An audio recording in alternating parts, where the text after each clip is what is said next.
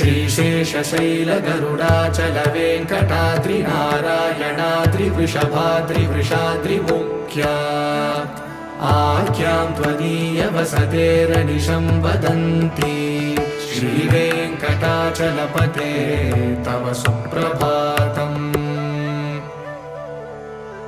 सेवा पराशिव सुरेश कृशानुधर्म रक्षोऽम्बुनाथ पवमान धनादिनाथाः भद्राञ्जलि प्रविलसन्निज शीर्षदेशाः श्रीवेङ्कटाचलपते तव सुप्रभातम्।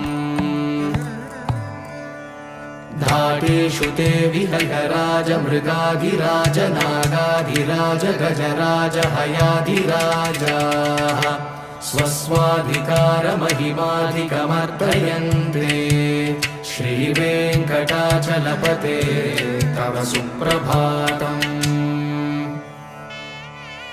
सूर्येन्दुभौमबुधवाक्पतिकाव्यसौरिस्वर्भानुकेतुदिविषत्परिषत्प्रधानाः त्वद्दासदासचरमावधिदासदासाः श्रीवेङ्कटाचलपते तव सुप्रभातम्।